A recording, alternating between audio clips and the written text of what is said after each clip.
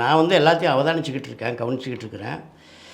கரிசல் பிரதேசத்துலேருந்து எழுத்தாளர்கள் வரலாம். இப்போ கரிசல் எழுத்தாளர் அப்படின்னாலேயும் இப்போ அந்த மாதிரியான பேர் சொல்கிறதுக்கே நாங்களாம் இப்போ கொஞ்சம் தயக்கமாக இருக்கிறோம். ஏன்னா அந்த நிலங்கள் இப்போ இல்லை, அந்த விவசாய முறைகள் இல்லை, அந்த படப்புகள் இல்லை, மாடுகள் கிடையாது, கால்நடைகள் கிடையாது, பயிரிடக்கூடிய விளைபொருட்கள் கிடையாது. அந்த காலத்தில் என்னெல்லாம் பயிரிட்டோம்னு நவதானியங்கள் எல்லாமே பயிரிட்டோம். சோளம், கம்பு, குருதவள்ளி, தினை, சாமை, வரகு, நெல் எல்லாம் பயிரிட்டோம். இப்போ இதில் நான் சொன்ன எதுவுமே கிடையாது, எதுவுமே கிடையாது. நெல் கூட பயிரிடுது கிடையாது, எல்லாம் கம்மா பெருகலையே. கம்மா பெருனா தான் நாங்கள் அங்கே வரும். எங்களுக்கு ஆற்று பசங்க கிடையாது, இல்லை வானம் பார்த்த பூமி இல்லை. கம்மா தான் நாசமாக போச்சே. கம்மா எந்த ஊர்லேயுமே நெல் விளையில. இப்போ எல்லாம் விலை கொடுத்து அரிசி வாங்கி சாப்பிட்டுக்கிட்டு இருக்கிறோம். ஒன்று. அப்புறம் இவங்க இந்த கரிசல் சார்ந்த பண்பாட்டு விஷயங்கள் இருக்குல்ல, கலாச்சார பண்பாட்டு விஷயங்கள், அந்த தொழில் மாறுகின்ற போது அதுவும் மாறிடும்.